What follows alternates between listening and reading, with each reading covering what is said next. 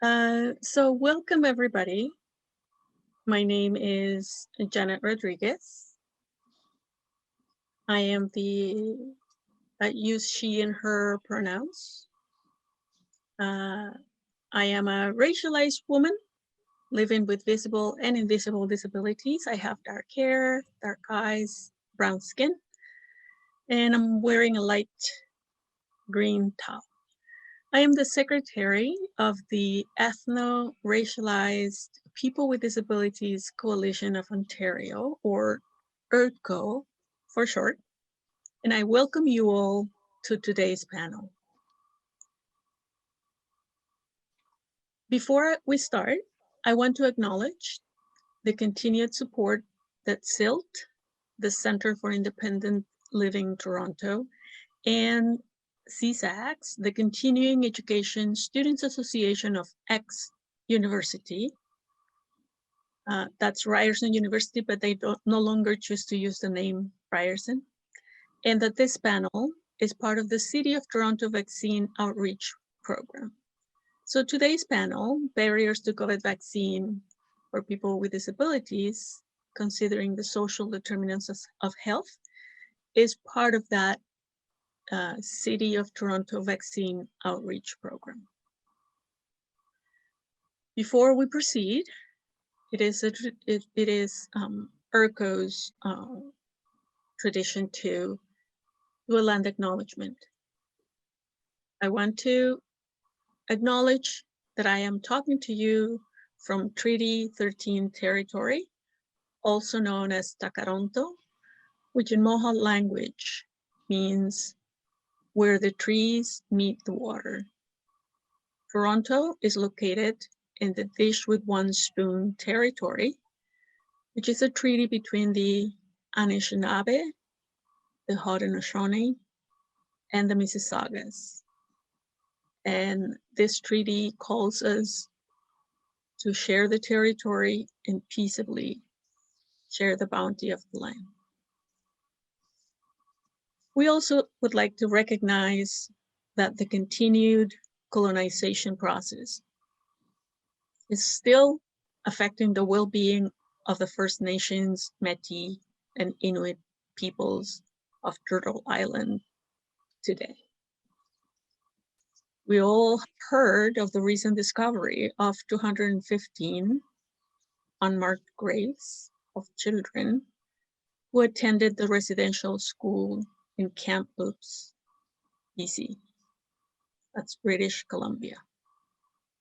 I urge us all to demand our governments to take action and support all of those who are trying to uncover other unmarked graves of children who went to residential school and never came home. But I also want to bring a celebratory note. I want to acknowledge the ancestral artistic expressions, knowledge from Indigenous peoples that have enriched the culture and the history of Canada. As an immigrant to this land, I was invited by the settler colonial state of Canada, and I have benefited from this colonizing process, and it is my treaty obligation to hold our governments accountable. Now, if you're not in Toronto, please check the link that I'm putting on the chat. This link might give you an idea of on whose territory are you on right now. This is, if you're not in Toronto, maybe you're in another part of Canada and somewhere else, you can go to this website and then you can find out where, from where you're hailing. So ERDCO is a grassroots organization that advocates for disability justice to all of those who are living the intersection of race and disability. And I would love to pass the microphone to our chair, Leroy Ennis, to introduce the panel. Leroy? Okay, thanks everyone. So I'll be brief, but thanks to all the participants, all the panelists, everyone who's working in the background to help out. So I'm going to introduce the panelists that will be with us for today. And by the way, my name is Leroy Ennis. So I'm the chair of ERDCO, as Janet had mentioned. Okay, so the panelists that will be speaking today. So the first one will be Kylie Brooks, who uses the pronouns she or her. She's a public speaker on issues of disability justice with focus on the need to improve the quality of attendance service. She likes talking to people and playing video games, and she has received the first dose of Moderna vaccine. Soraya, hopefully I pronounced it correctly, Soraya Ibrahim is a community activist and works at TTCL&D, the Center for Community Learning and Development. She advocates for mental health services for her community that has experienced gun violence, trauma, and racism. And third, Dr. Akuato Kenti. Dr. Akuato Kenti is a special advisor to the City of Toronto Targeted COVID Equity Action Plan and chair of the Black Scientist Task Force on Vaccine Equity. Dr. Kenti is an assistant professor with the Dalla Lana School of Public Health at the University of Toronto and an advisor to the School of Equity and Inclusion. He's formerly the Assistant Deputy Minister for the Province of Ontario Anti-Racism Directorate, as well as CAMH Director of Transformative Global Health. So those will be our speakers today. And once again, I want to just thank everyone who is participating. All right, so turn it back over to Janet.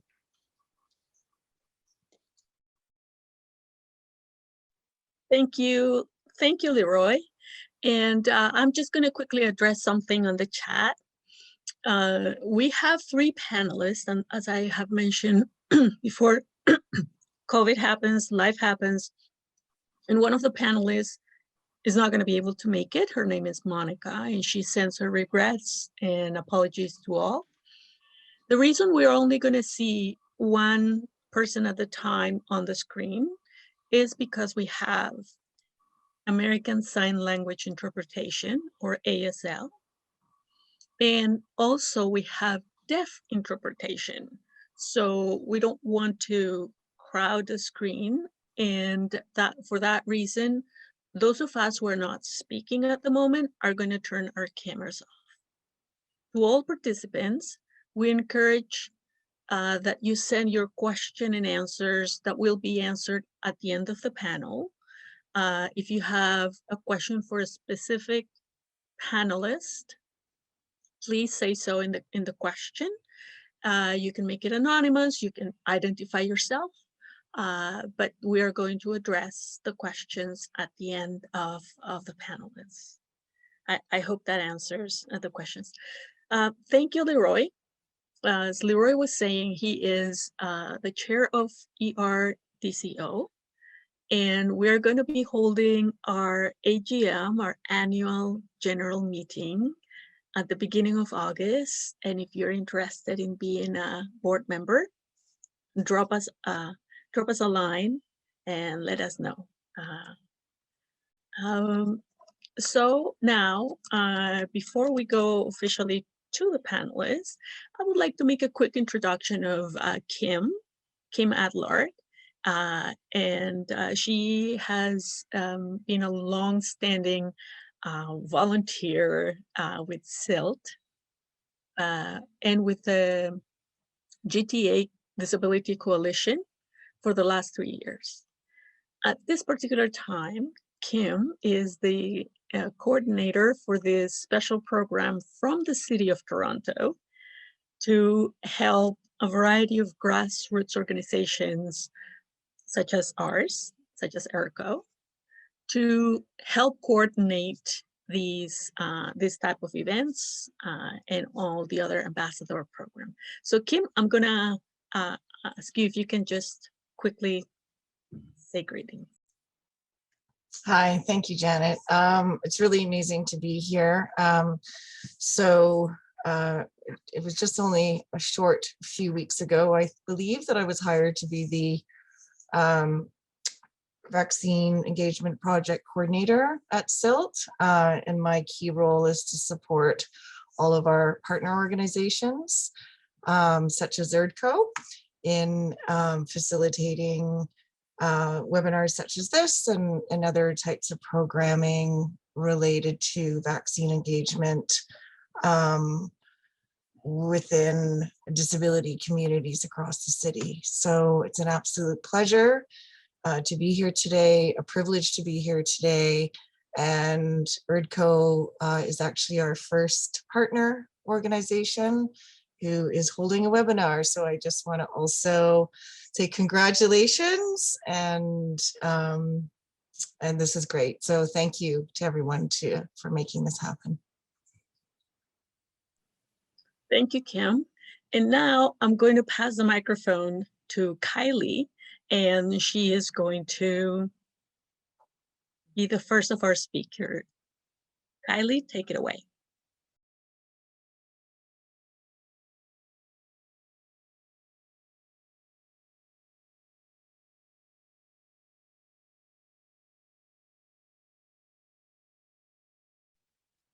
If the interpreter is speaking, we're not listening.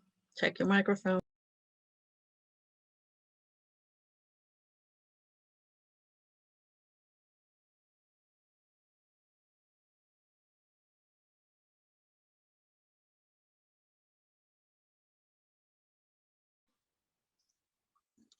Kylie can't be heard.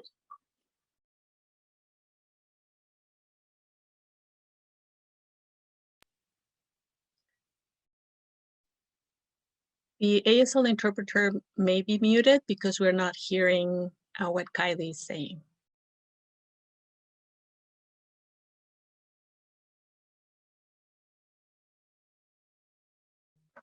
Sorry, this is one of the interpreters. Because we're on multi-screens, we're just waiting for the working interpreter to find Kylie so that they can interpret for her.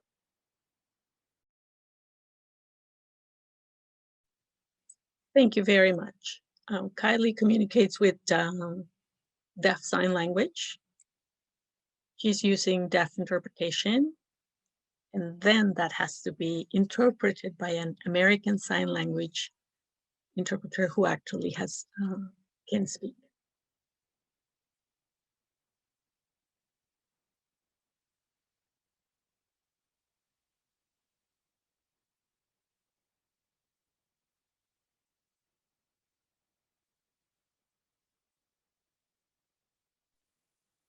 Sorry, just technical difficulties, just getting the mic to work. You just give us 1 second. Is that better? Can you hear me? Yes, Vanessa, I can hear you. I can hear you both. Okay.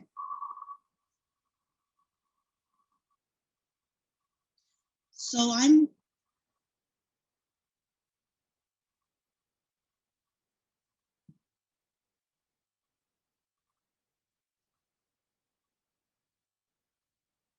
I'm living in supporting housing.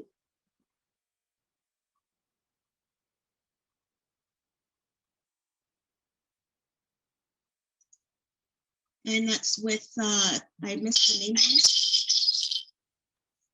Nucleus Independent Living.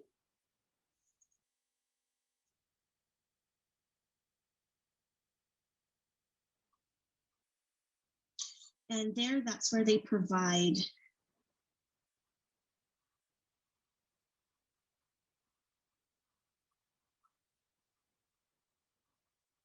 sorry, the interpreter's just getting some clarification from Kylie. So if you can just give us a moment, please.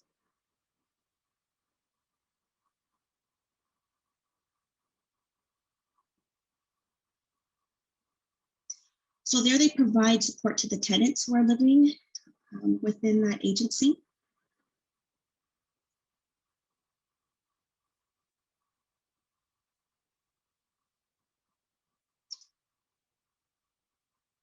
And so what happened a few months ago was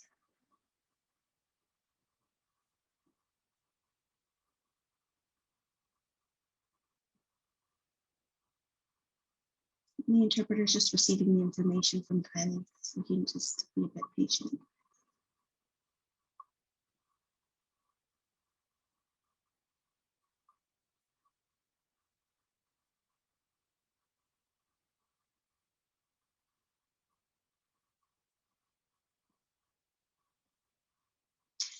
So just a few months ago, Nucleus has given me the opportunity to get vaccinated, right? There were different options that I was told about.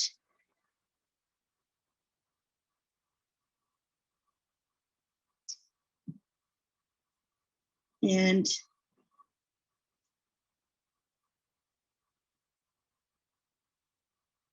the options that were given were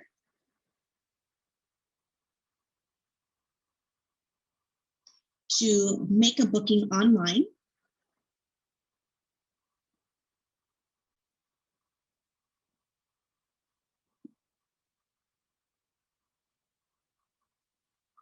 at vaccine.to. And then the other option was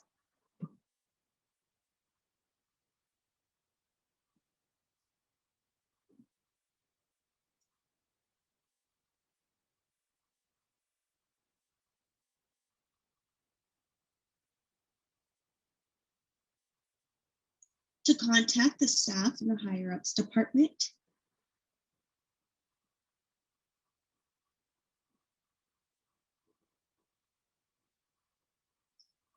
and then next to either be put on a wait list. And these options were to get vaccinated. So what they would do is they would come over to the housing unit.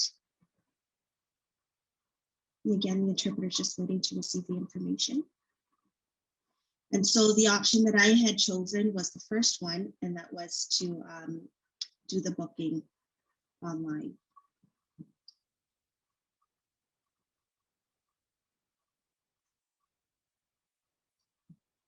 And so I was successful with placing my booking.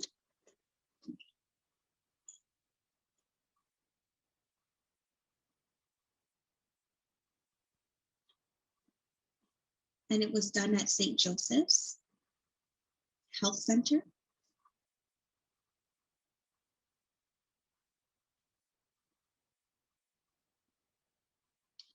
The thing is, it wasn't very accessible at all.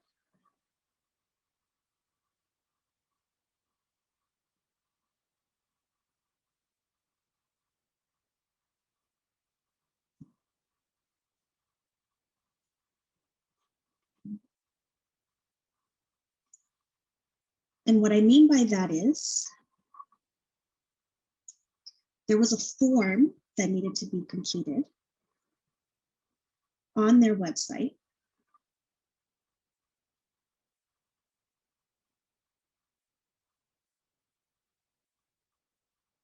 Let's give a moment to the interpreter to receive the information.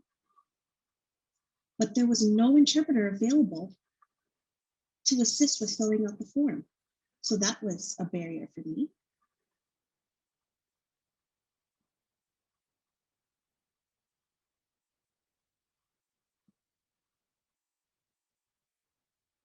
And so it seems like they didn't realize that there would be someone as myself who is deaf that would need to complete the form with an interpreter. And so I had to contact the Canadian Hearing Services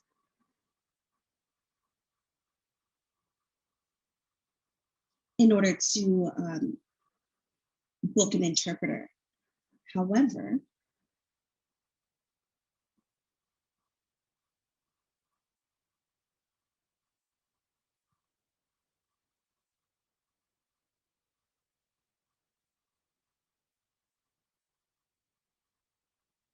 do we just give the interpreter a moment to receive the information?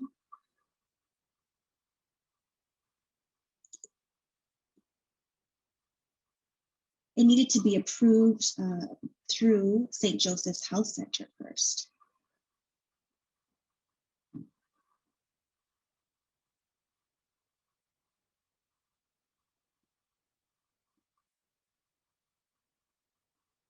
So I thought I could, still go ahead and give them a call just to see what was going on.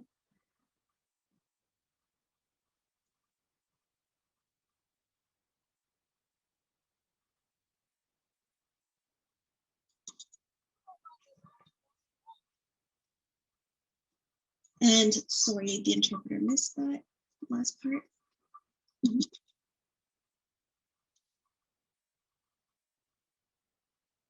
And so they did add an interpreter onto in terms of completing the form. So there was an actual request form that needed to be filled out.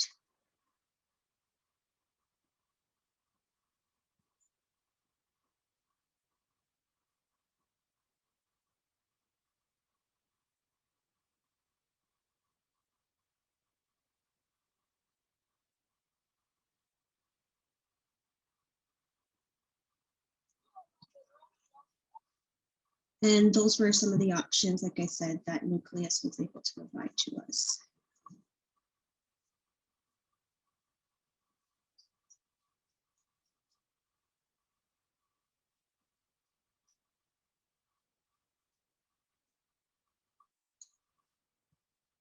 It was a physical form, and the interpreter is just waiting to receive the information.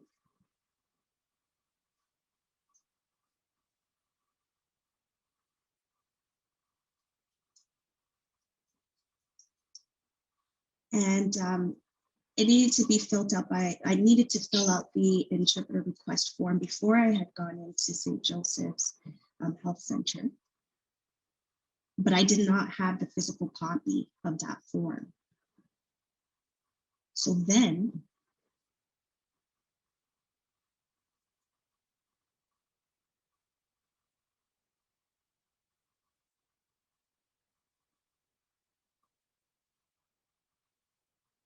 I had to try to make phone calls to figure things out to make sure everything would go smoothly, but it took a very long time with placing these phone calls and trying to set everything straight.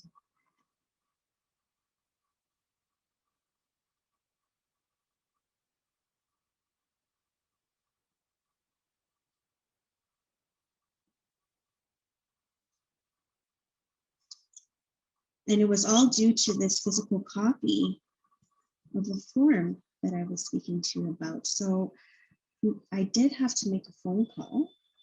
And when I did, they had let me know, and the deaf interpreter is just receiving the information from Kylie.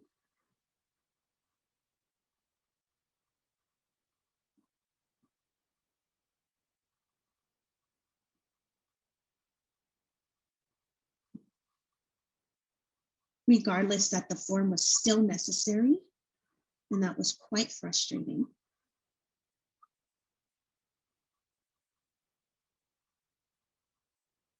And the deaf interpreter is just asking Kylie to just repeat themselves.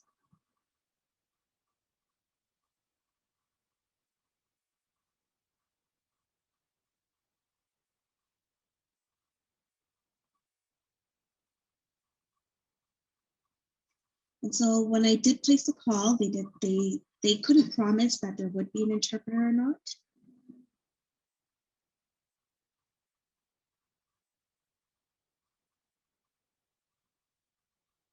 And so they said once they received the form that they would be able to go ahead and book an interpreter.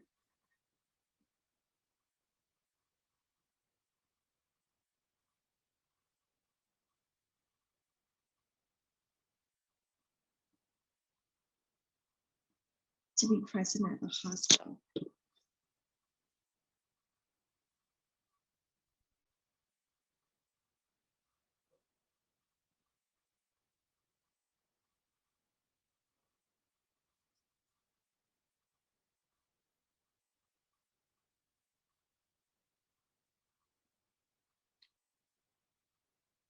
But like I said, the communication all happened through the phone, and it just took a very long time. There was a lot of running around.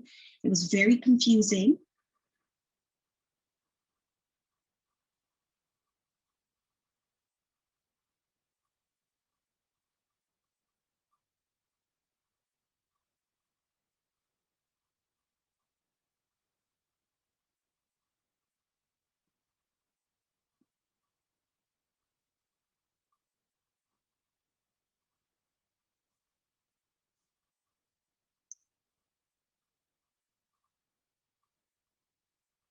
And so what I want to let you all know who's here today is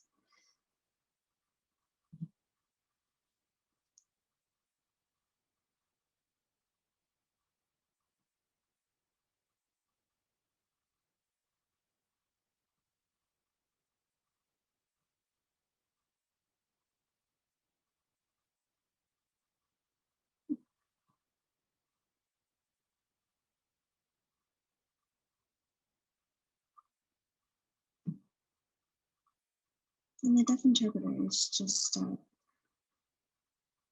working with Kylie there. So there is a video relay service. The acronym is VRS. And I'll explain what this service is to you all. So for us deaf individuals who would like to place a call,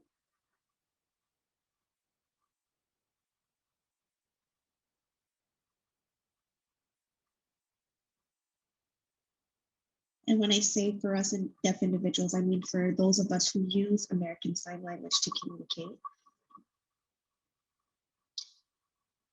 we need to place these calls through an interpreter.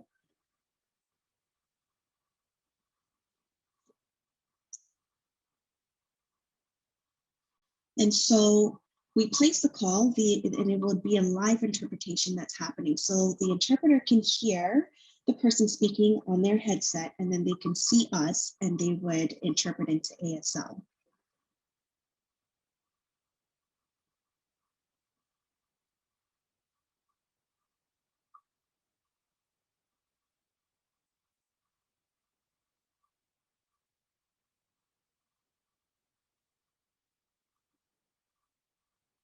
So remember I told you about me booking my appointment online, just having to place all these phone calls and all that stuff. Put that aside. Now I want to talk to you about the second option with being placed on the wait list.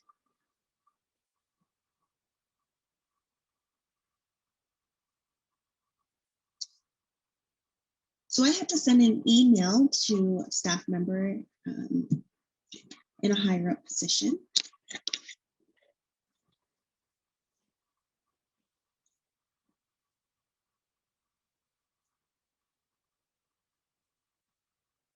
And I had to let them know that I needed to request an interpreter.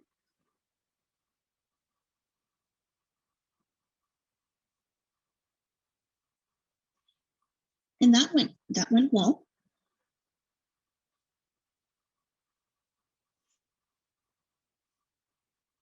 And I got my first vaccine, my first dose, which was Moderna, on April the 9th. 29th, sorry.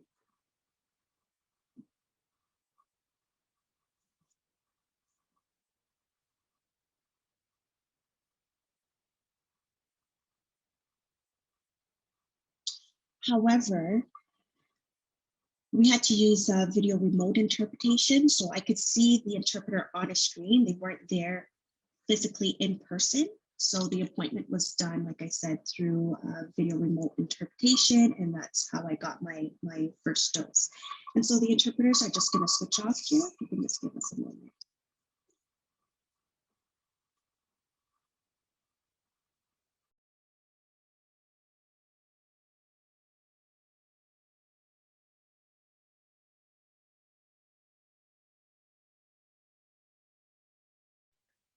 You have a couple minutes, Kaylee.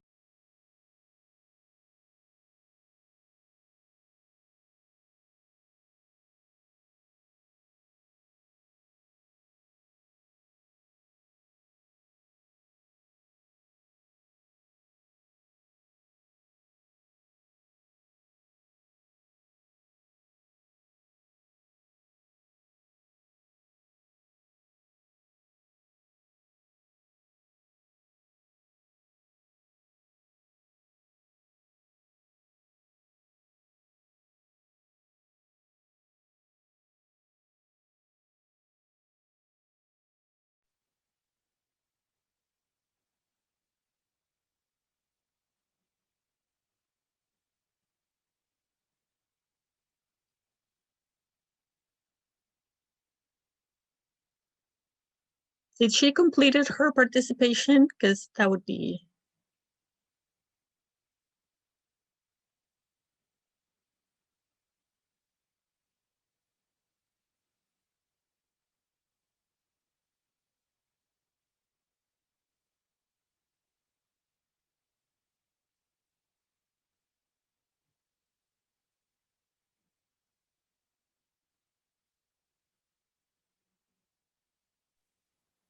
Sorry, yes, Kylie's finished.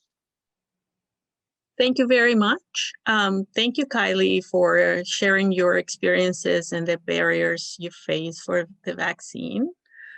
I would like to now pass it to Suraya Ibrahim, and I'm going to close my video. I know that some of you are only going to be seeing the speaker and the ASL interpreter at the same time. So Suraya, take it away.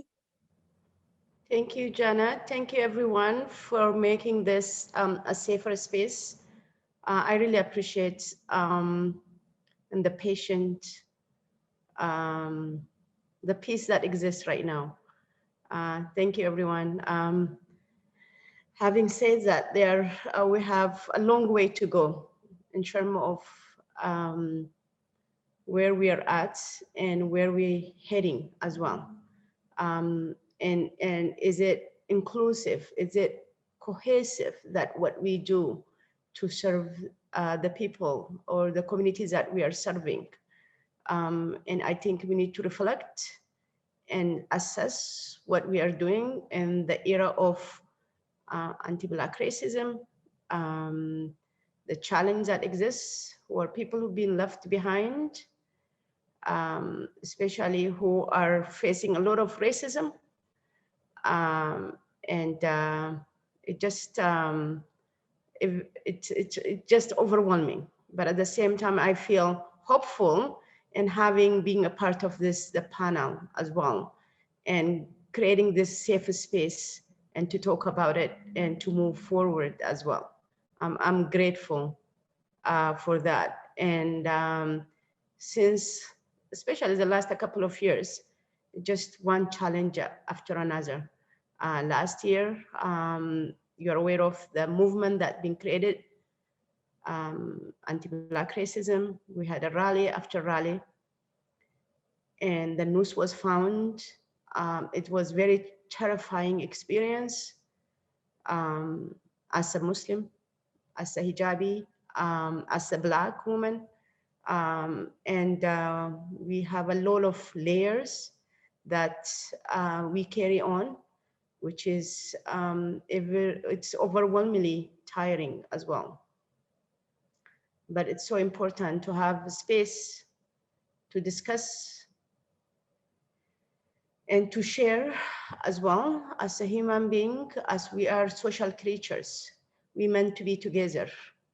That's how we overcome the challenge that exists. When we did the rally last year, when the news was found, the first one, Michael Gary Hospital, that means the people who are connected to the hospital, it creates a lot of trauma. The trauma is real. We need to talk about it and how is manifest in as an individual or collectively as well. And personally, I was invested emotionally to advocate, and the person who hung the nooses, that the noose was found one after another, and to intimidate Black communities as well, who are seeking employment, who are trying to support simply their families. We've been seeing and the news after the news. And the system is set up the way it is to support those racism, the hates that exist around us. We've been seeing the indigenous stories. We've been seeing the Black, how the news was a symbol of hanging the Black folks. And it triggered a trauma after trauma. This is done purposely to dehumanize the Black communities as well. This is not accident. This is purposely done dehumanize, to not give them opportunities in construction industries for the people simply to support, they are supporting their families. And that wasn't taking as a hate crimes. That's the simple, is simply dehumanize those Black communities not having access to the job market in the construction. And it's clearly, that's the symbol being used. And we were using art piece to showcase or to send the message. I personally, I was traumatized, and I couldn't do anything for weeks because it just triggered, it just brought alive of that what took place so many years ago, but still it triggers the trauma passed in generation after generation. And if we don't talk about it, it's just putting it under the rug. The way we seeing indigenous communities, the children was buried. Nobody was talking about it. And COVID just surfacing everything that was there is not new. And it's been there for so long, but we are not talking about it. We're just putting it under the rug, and we are not making accountable the politician as well. And when something happened and they say condemn, what does that mean? We need to ask questions, and we need to challenge the people who are in the leadership role. And it just shows that, like, how is it possible? The number of children was buried on like, how do you do that to human children, especially to anybody, but it's to the children. Look at the trauma that happening in indigenous community. There is still suicide exists. And it just, we civilize so many ways, but at the same time, we forgot indigenous community. We forgot Black communities, that the needs that exist, and everything is on surface. COVID put it on the surface. It's not new. It just, this challenge was exist. A disabled community was left behind, and we've been heard how they weren't equipped to support people who are disabled, to help them within the vaccine or anything. The basic need wasn't met. And if we could reflect as a leader of the community, or as an individual, collectively, how can we amplify their voice? And how can we create more safe space to discuss and challenge the systems? This is not acceptable. And we've been seeing the trauma, a ripple effect in the community that manifests in so many ways. And the gun violence, look at who is impacted by the gun violence. Is the Black boys, Muslim boys, indigenous boys who are in jails. This is not accident. This is purposely, it's been done to dehumanize and not giving them opportunities, and taking their life short. And the family or the community has ripple effect of trauma. What we are doing right now in our community is having a healing circle. And if you are not healed, you cannot move forward. In different things that could hold you back to be fully you in the community. You cannot be fully you when you have a trauma, when there is no healing, or when there is no therapy culturally sensitive to those individuals, when they don't feel being heard in the community. And when the trauma after trauma, it show up and manifest in different ways in their life, in their kids, and the school systems, all of that, we need to talk about it. Let's not put it under the rug and act like this is not happening. This is real. This is happening in the community as we speak. The healing circle that we do in the community is that to heal those layers of the trauma was being carried on and been understood by the people who could understand you, bringing those therapists, counselors to the community and to heal. If you cannot heal, you cannot move forward. The trauma that we've been carry on. I hope I'm not going so fast to address issues. Sometimes I get so emotional and I get so angry talking about this issue. And we've been talking about for so long right now. That's how I feel. And especially the last couple of weeks, it's so much heavier than ever. We've been seeing the London attack as well. It does have ripple effect in the community, and the people who are immigrant, who are first generation of immigrants, and who are being visible in the community, who are wearing a cultured dress and being spit on and dehumanize them and calling them names. This is not acceptable. This has been done to the people who are very vulnerable as well. Thank you, Janet. It's just overwhelming. And I just want to say thank you for putting this, all of the panelists, all of the organizer for this. I really thank you for this. Thank you, Soraya. For those of you who already know the work Soraya does in the community of Regent Park, some of them call her the mayor of Regent Park. And I know she doesn't adhere to that name, but that speaks to the passion, the dedication, the involvement, and the ownership that Soraya takes about the issues that happen in the community, especially if they relate to mental health for the whole community. So thank you for that. We're gonna have our last speaker, Dr. Akuato Kenti, and please take it away. Okay, thank you. Good afternoon, everyone. I guess my video, you'll have to turn on my video so that people can see me.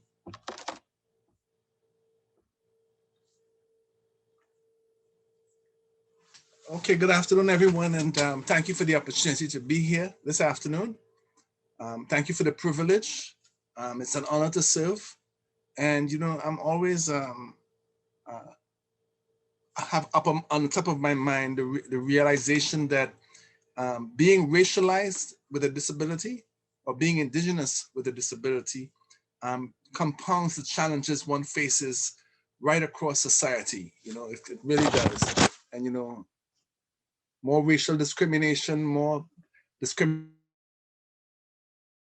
you know, you add it up. It's cumulative. So it's a privilege for me to be able to speak to you about some of the vaccine access issues I've been addressing in the recent past. And I'd like to make 10 points. I was given 10 minutes, so I made 10 points.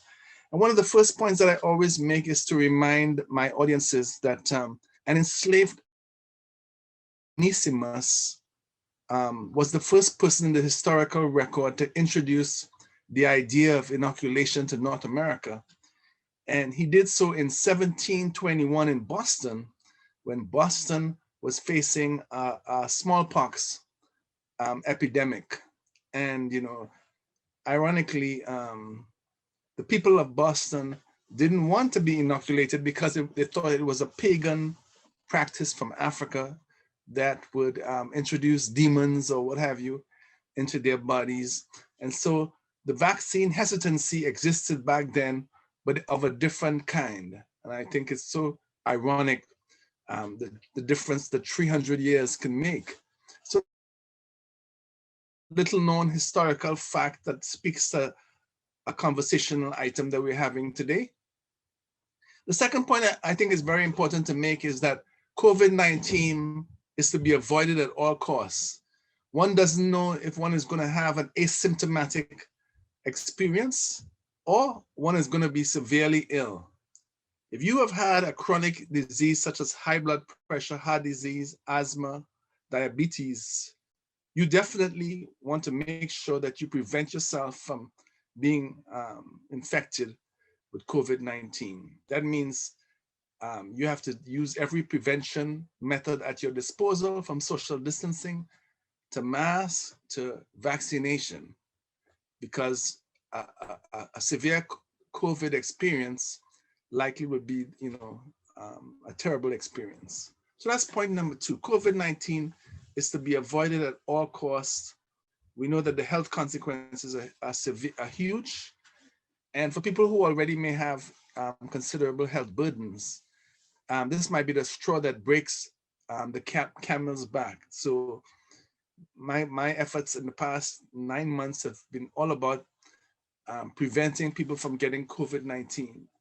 And so I've been dealing with a lot of vaccine hesitancy, as well as vaccine mistrust amongst family members, friends, community people.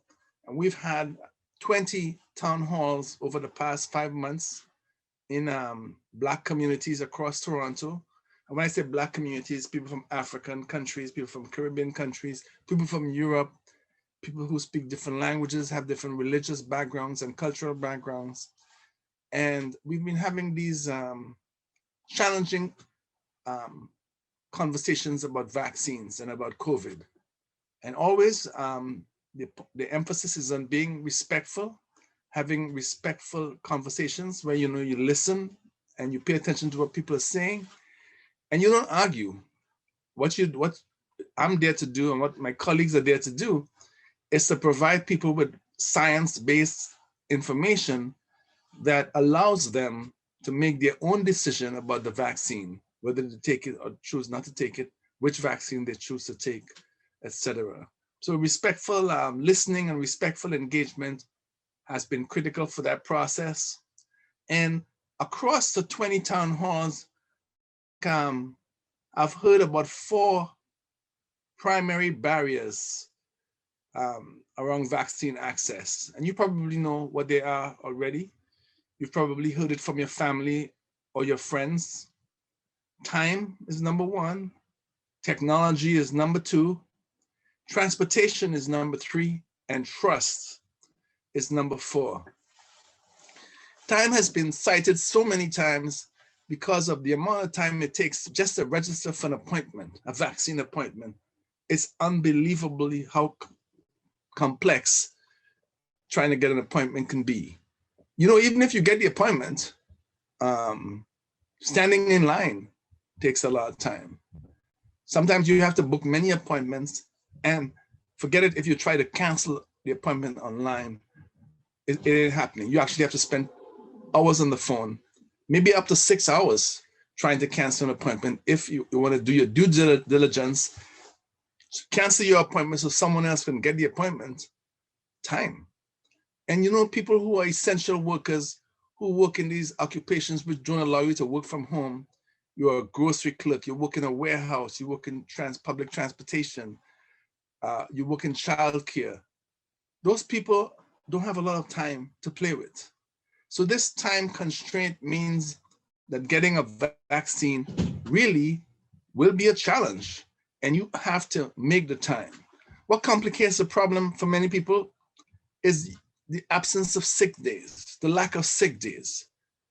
You can't take a sick day to get vaccinated, much less take the 10 sick days that's required for quarantining if you test positive, because so few people can afford to just take vacation time or take time off work because they're living paycheck to paycheck, hand to mouth. And so it's a very difficult situation when you ask people for time, because it seems so easy. Everybody should have time to spare, but lots of people who have had to do 2 and 3 jobs don't have time to spare. And then there's technology. And Black communities are disproportionately poor, have a large segment, maybe 30 to 40% living below poverty lines, which means they're less likely to own a computer. And it also means they're less likely to have broadband or Wi-Fi connections in their homes, which are up to date, high-speed internet. Again, a huge constraint in our contemporary world when everything is online and registration is online and it's complex. So imagine the challenge when you have to use your neighbor's computers and the system is challenging to navigate. Thus, technology instead of being an asset, becomes a problem because either you don't have it or you don't have enough of it to get the job done. The third key barrier that many people I know who have come to me face is around transportation. Now, thankfully, the city has been doing quite a bit to address the transportation barrier. But again, because of income issues, poverty issues, where people live, many people don't own a car. So they use public transit. And it's one thing to use public transit to get to work predictably every morning and every evening, but it's another thing to use public transit to get to a vaccine clinic or mass immunization clinic and predictably get home or get back to work on time. It doesn't often work. And so transportation poses risks for people who don't have the time or the availability to just go and wait as long as it takes to get a vaccine problems. But the biggest challenge I have found in my interactions with friends, family, and community members around COVID vaccine has been that of trust, lack of trust in the vaccines, all of the vaccines actually, for many core reasons, but three of them sort of keep being repeated at every town hall I've been to. So I can tell you, number one has been the issue of historical mistrust, historical reasons for mistrust. People, Black people say, we've been guinea pigs before, we don't want to be guinea pigs again. Isn't this a situation where we're being used as guinea pigs, research guinea pigs on this huge global vaccination trials? And so I assure people who raise that there has been clinical trials, there are safeguards in place.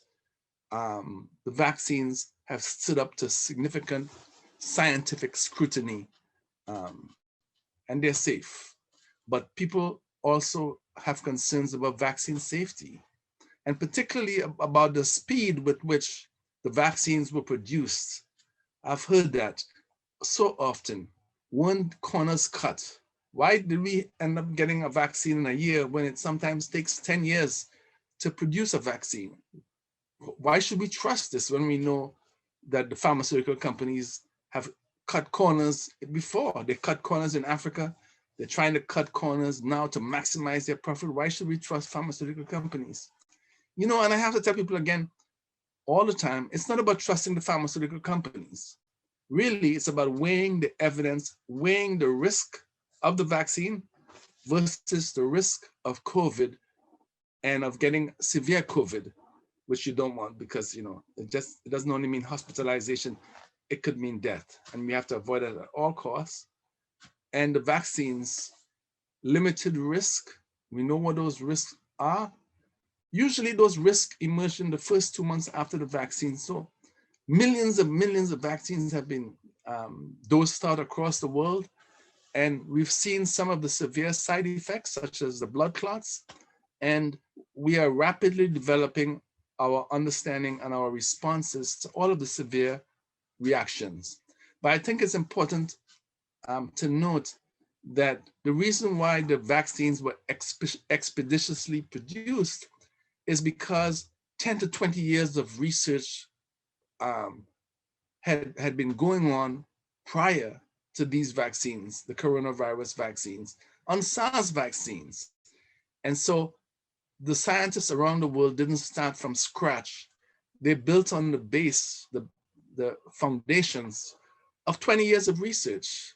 And what made their job so easy in 2020, and I shouldn't even say easy, so doable, is the fact that money was not a problem. One of the reasons why we never ended up seeing the mass dissemination of a SARS vaccine is because when SARS disappeared, the market for SARS vaccines dried up. And so there wasn't any money to be made in mass producing SARS vaccines. Once it became clear to the pharmaceutical companies that there was money to be made in producing COVID vaccines, well, that was the incentive they needed, and they just went ahead and tried to outproduce each other. And that's why we ended up with seemingly historic production rates of vaccines. But you need to know that Health Canada doesn't just monitor what goes into a vaccine, it monitors the production process, the manufacturing capability that's essential to producing safe vaccines. One of the reasons we've had so much confusion around the messaging about vaccines is that these vaccines have been subject to so much scrutiny that every deviation, everything that makes people raise their eyebrows, causes people to want to halt the process and put things on hold until they're sure that there are no safety issues involved. So those are my key points. And I like to close by referencing a great Black writer, James Baldwin. And we will face challenges. We're facing challenges now. There are more challenges to come. We're in the midst of a pandemic, a once in a lifetime pandemic, which means that our responses are like driving a car and building the car at the same time. So we're driving and we're putting in the parts as we drive because we don't have the time to build the car leisurely because we're in a pandemic, we're in the crisis. We have to save ourselves, save as many lives as possible. That's why there's sometimes a bit of chaos. You gotta see through, you see chaos and you say, oh my God, it's so chaotic. Well, it's chaotic because we're building the car and driving it at the same time, right? But James Baldwin said, not everything that is faced can be changed. Not everything that is faced can be changed, but nothing can be changed until it is faced. Nothing can be changed until it is faced. I'm so glad that we are coming face to face with the barriers, the access issues that have always been there. We've always had these access issues. It's just that the urgency of now demands quick fixes right away. And that's a good thing. So thank you very much. Thank you to you, Dr. Kenti. Thank you for all the work that you have been doing together with the Black Scientists Working Group for all the town halls and to address all the four T's, which are a very real issue for people with disabilities: time, transportation, and what Suraya addressed, which is the trust in the medical system, trust as a racialized person. So thank you for that, and thank you for the work you do. Now, if you have any questions, you're welcome. If you have any questions, please use the Q&A chat or icon if you want to make your question anonymous. So feel free to ask any question at all. So while you're preparing the question, your questions, I would like to do a little bit of a survey. First, it's going to be a fun question to see if everybody knows how to find the icons on your phone or your laptop. And Rebecca is going to put a little survey. And this is just a fun thing. Can you please tell us what season do you prefer? So you can choose one or very good. We have a few more seconds going on. Ooh, wow. Summer and fall. Very good. Awesome. Well, thank you very much for participating. Fall, everybody loves the colors. Thank you very much. So we're going to have another question. And this, again, if you choose not to answer, that's cool. But the next question is a little more relevant to what we're talking here today. And Rebecca is going to put the question right there. And it has to do with, have you or are you planning to get the vaccine? Or maybe you already had the vaccine. And overwhelming majority says yes. And that's great. That speaks to what Dr. Kenti was saying, avoid COVID at all costs possible. It's better not to get it than to survive it. Thank you very much. And we have just one last poll, and this speaks again to the theme of today.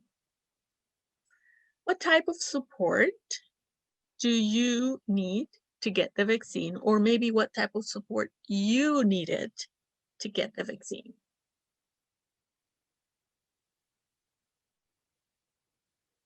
And we're getting the results. Thank you for making this interactive and dynamic.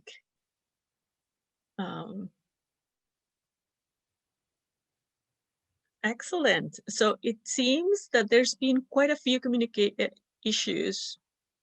Transportation is the biggest one. So thank you for pointing that out, Dr. Kenti, but also communication for folks who cannot see, folks who cannot hear, folks who have difficulty verbalizing. It's, you know, people who don't speak English as their first language or French as their first language. So it's good. All of this information, as unscientific as it is going to be part of our report back to the city. So thank you all for participating. So now we're going to open up the floor for questions. And actually I have, someone has sent some questions that are very related to the vaccine. And it is, this is tricky. It says, I have had COVID-19 already, so I have the antibodies. Do I need the vaccine? Anybody that would like to answer this question? Yes, you need the vaccine. And because you don't know which variant of COVID is coming, and what a vaccine will do is boost the antibodies you already have and strengthen your immune system even further, so that you'll be better equipped to face COVID. A variation of the, it may be the same strain that you've encountered before. It may be one of those mutant strains like the Delta strain, and it will strengthen your capacity to overcome future strains. Perfect. Thank you very much. This is also a question that has a little more of a specific, and it says, I've already received the Astra, I get second dose.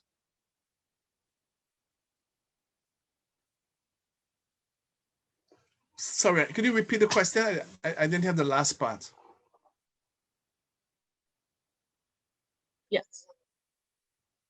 So first dose, which vaccine should I get for my second dose? Well, our scientific advisors are advising you to get either Pfizer or Moderna, one of the mRNA vaccines, as a second dose. Mm-hmm. Excellent. So either one will boost your antibodies the same way.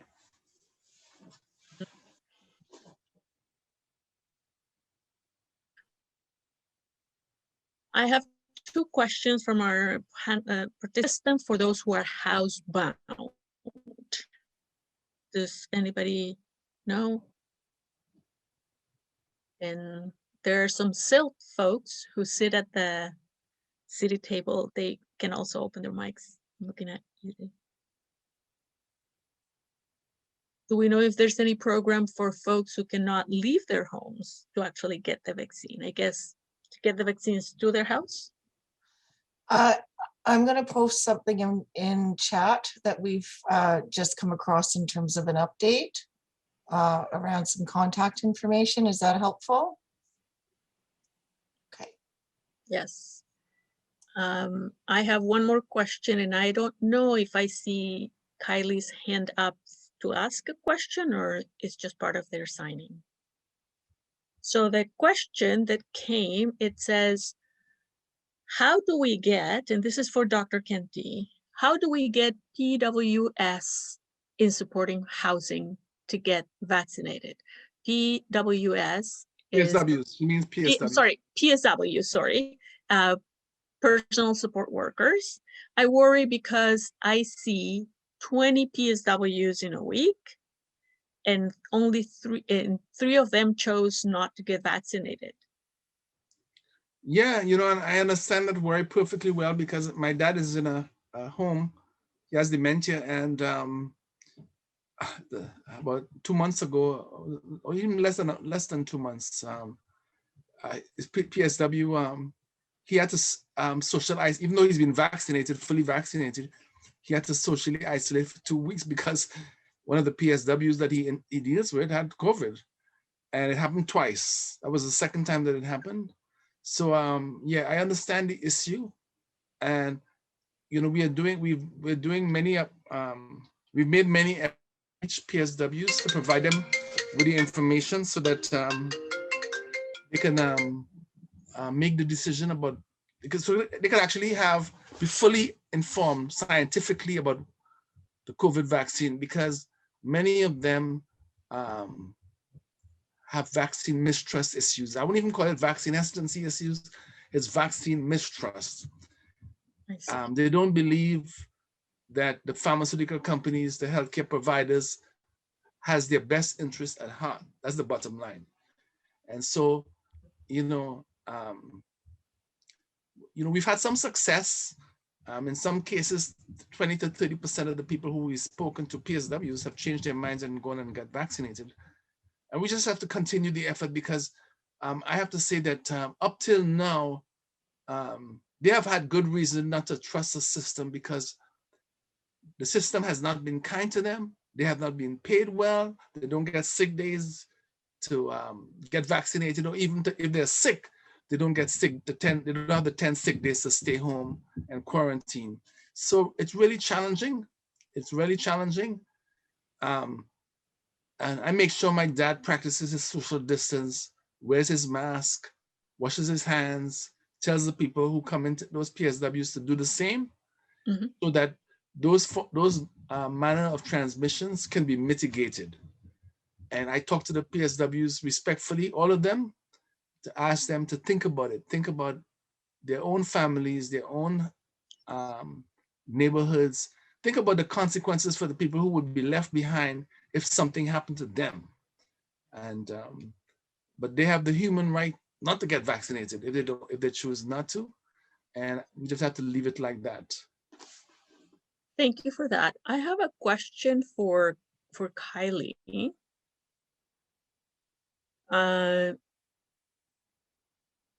From your experience, would you suggest that the hospital where you went, or any hospital, to designate one day of the week to have an on-site ASL interpreter, so then everyone knows, and this is communicated to the deaf community? Will that help? If no, what do you suggest?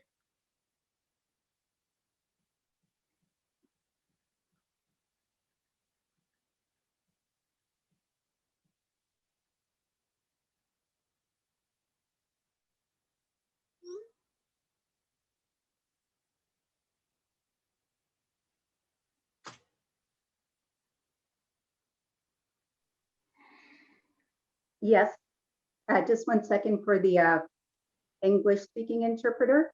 Go ahead.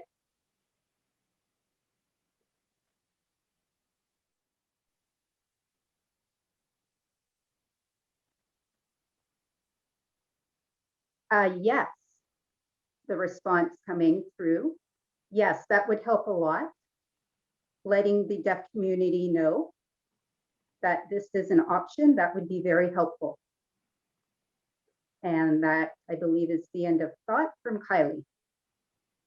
Excellent. Thank you for that. I have a question for Soraya. You spoke of the trauma in the Black community, where they found the nooses at this construction site. Has the healthcare community who's organizing the vaccine, have they come to the community and reach out and acknowledge, we know this happened, we know it's terrible, this is what we're doing about it? Has there been a conversation? Nobody's talked about it. Yeah, that's a very good question, Janet. We had a town hall meeting with Michael Garrett Hospital, but they were very dismissal the way they address issue, even acknowledging it. And they think that the Black community is undereducated. That's how they, and there is no enough people that they could take on any position. That's how, and they talk about it. It just, I was very disappointed. And I believe there was moderator who were politician, and they make it normalized. And I was very disappointed on them and the accepting the way they are talking, and it was unacceptable. Saying whatever that they were saying, like I was getting frustrated, and they asked me to speak, and it was, you could hear in my tone frustration of the way they address that the news was found, and all of the CEO or whatever that they have no Black on their systems. They think that the Black community is not qualified to take on, or there is no inclusive or diversity training that they should be doing. And we are 2020 last year. So they are not addressing any of the issue that, like, all 100% white, there is no diversity on there, and the head of the people. How do you acknowledge when the news was found one after another, and there is no acknowledgement of, and saying that, you know what, for me is they don't care. That's how I take it. They don't care to make effort and to acknowledge this is not acceptable, this is traumatizing for people, and we will address the issue, none of that. But there is another, the construction with the Daniels that I deal with, they took so many steps to address the issue that exists. You see the whole written on the gate of where the noose was found, condemning this kind of action and putting undercover investigation to come this, like they putting a word even to give the word, whoever did this, whoever coming forward, and they will be fining them. Or like there was 2 investigation with 51 division, they were doing in their own investigation. The Daniels were doing private investigation.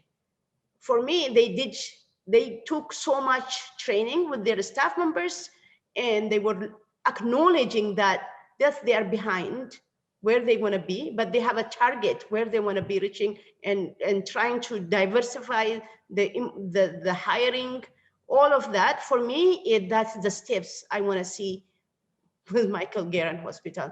But it's a long way to go. There is the world will pass by on generation of white, and the power, they are so comfortable with their power, and they are not willing to change and that what they are doing is they think that it's acceptable, and they're accepting it. But we have a long way to go. We have a lot of advocacy to do as well. I'm not sure if I answered your questions, Janet. Yeah. Thank you. Thank you very much. I like the fact that you put a contrast of one answer, which was actually a non-answer answer, and the other organization that actually took steps and actions and consulted with community. So thank you for that. I have 2 questions that are vaccine related. and human rights related, which is what we're talking about here. So, so there was the pop-ups. We all love the pop-ups vaccine downtown. The problem is that they organize them, they only tell you hours ahead of time, right? So they were used as a publicity stunt, but what happens is that white able-bodied people immediately took all the spots, and then they ran out of the vaccine. The priority was not given to marginalized folks as promised. How can we educate those who are organizing the vaccines to tell them, do your stunts, do your pop-ups, but if you see a person with a disability, they need to be given priority. Or better yet, organize weekly pop-ups only for people with disabilities, because we are at a higher risk. Anybody has a comment or answer? I have two way of answering this. Yes, COVID is, we need like people need to vaccine and all of that. But at the same time, people were angry that their basic need is not being met. The people who really need support they just rushing to their throats to give them the vaccine. Then do they have a computer to access this booking? The basic step. Do they have food? People are struggling. People are losing their jobs. And the basic step that not being met, we are so behind, but they're rushing in the vaccine to them. That is also just very disappointing. And Black communities, immigrant communities, that for me is that is not acceptable. And I've been, if you see in my comment, the Global Mail called me and asking me, and CBC as well, seriously, don't treat those communities as the stupids. If they need the vaccine and also meet the basic need as well. And like make sure that they access the way, there has to be an organic approach. This is the way the thing was done is not working. You have to revise and see what is not working, and don't do the same thing and expect different results. Those community was exist for so many years, but now vaccine is coming and rushing to them and to save them. But there is a basic need is not being met. Let's not do one, pick and choose, do the same way that we are trying to reach for them and parallelly, and do meet their basic need. And if yes, vaccine is needed, and approach them in a way, in dignified way. As well. So it just, and we be seeing like forgetting the people who are really needs access, and making sure that they are being registered, making sure that that space is accessible. If they cannot come to the space, should be going to them as well. Really, that's what is accommodation looks like as well. Yeah, that's my, Yeah. Thank you, sorry. Yes, Dr. Kenti.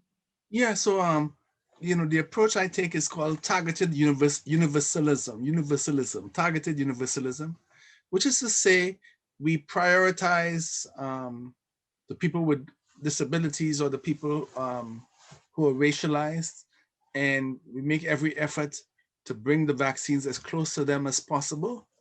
And even in the dispensation of the vaccines, if there's a long line and there's people with disabilities in the line who are visible, we'll bring them up the line because they are a priority and the reason for the clinic. But at the same time, we don't say no to people who, use Vaccine Hunter and find themselves in a vaccine line, because it is a pandemic after all, and you have to look out for yourself to do as much as possible to get that vaccine. And if there's any surplus vaccines, or if, we make sure, we never say no to anyone, but we say the reason we're having these clinics, we have a population that's at higher risk and under-vaccinated. And so we need to give them a special focus in order to make sure that they are actually at parity with the dominant population. That's the goal. We're trying to reduce that disparity, and thus the need for special efforts. But at the same time, we don't want to punish anyone for taking the initiative to get access to vaccines, because that's what you're supposed to do in a pandemic. So, you know, it's kind of like balancing off needs and interests. But, you know, politically, it's the only way to avoid a public relations disaster. Let me put it that way. Indeed. So thank you for your answers. There's a question about the survey. We announced that we will be giving a $25 gift card to the first 20 people who answer our survey. So we're going to be putting the link, the survey link, right on the chat for everyone to see. There's one question again related to human rights, and it has to do with the passport. Do you think that the vaccine passport that's coming into the future is a violation of human rights? I am for the passport, but some anti-vaxxers are using this argument against the vaccine passport. So it's...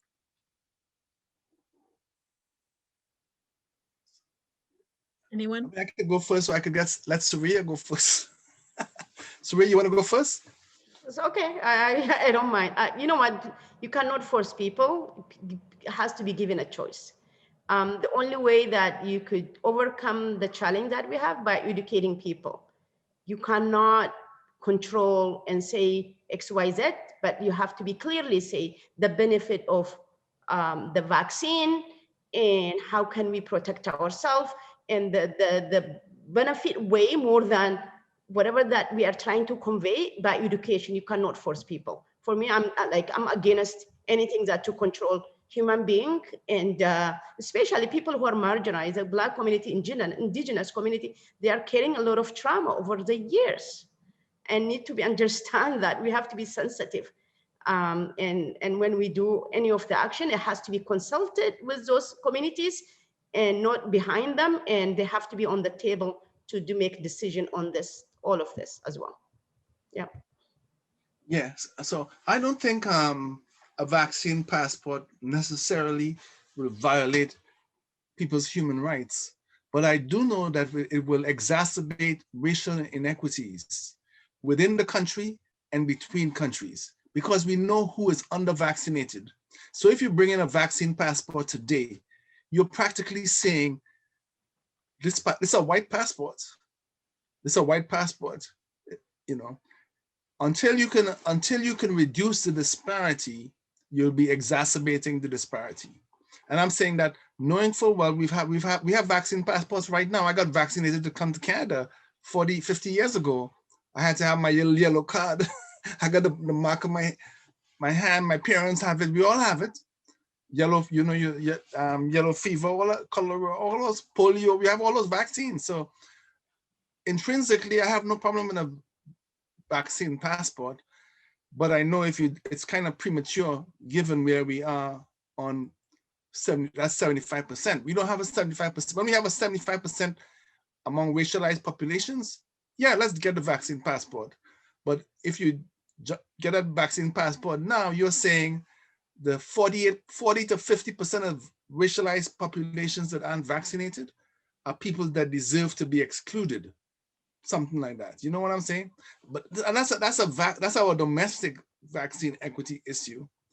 But there's a bigger global vaccine equity issue because sub-Saharan Africa has less than 1% of the population vaccinated. So if a vaccine passport really means that only the elites in Africa who do business with the West should travel. Only the people who are billionaires and millionaires and very rich should travel. What you're saying is effectively, I mean, you mightn't be saying it deliberately, but what you're saying effectively is we could have a system that excludes 90% of the population of the world from international travel to high-income countries, which is what segments of the world of the high-income countries already want anyway, because they're against refugees and against significant mass migration taking place, whether it's from Mexico up or whether it's from across the Mediterranean. So we see these issues into affecting the vaccine discourse and the vaccine decision making. And so I don't think it's a human rights violation directly, but I think it will aggravate equity issues, and we may end up with vaccine apartheid or vaccine colonialism, where vaccines are the privilege of the white and honorary whites, and blacks and browns and other people of color, populations of color, will have a few years or maybe a decade before they actually attain parity with the high-income countries, and therefore have to experience travel grievances between now and then. And one last point, when people present at a club in Toronto and don't have a vaccine passport, who's going to be called?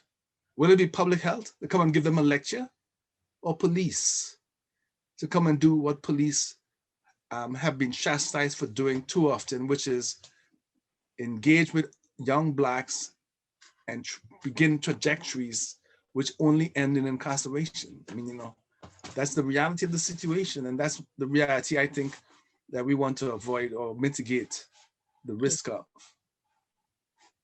For sure. And with that, we have reached the end of our panel. Someone sent a very good question that I'm going to just share it with you as a food for thought. How can we all ensure that the city incorporates equity-based principles and best practices that we have advanced for future pandemics, health crisis, and any other program? So I'm going to suggest or request all of us to hold our elected officials accountable. And when you see barriers, when you see non-inclusion or barriers to disability, don't be afraid to speak up and say, hey, your program is fantastic, whether it's vaccines, arts, food, whatever, but you need to make it accessible. You just have to be that squeaky wheel, because if we don't speak up from our lived experience, sometimes more passionate like Surya does it, and sometimes more calm and scientific like Dr. Kenti, or like Kylie, she does it in writing, she does it by signing, but we all have our lived experience, we all have our voice, and we need to use it for ourselves and for all of those in our community. I'm going to again thank ERDCO, SILT, the City of Toronto, and CSACs for the support that they have provided to us to be able to do this panel. Thank you to Dr. Kenti, thank you, Surya, thank you to Kylie, thank you to the ASL interpreters and the captioners and all the volunteers who are in the background that you don't see, and to you participants. We just put the link on the chat. Please fill out the evaluation form, because we make mistakes, and with your feedback, we make it better. Thank you, and I'm gonna say goodbye. Enjoy the summer, and we're gonna stop the recording, and then we'll put it on the website, on our Facebook page.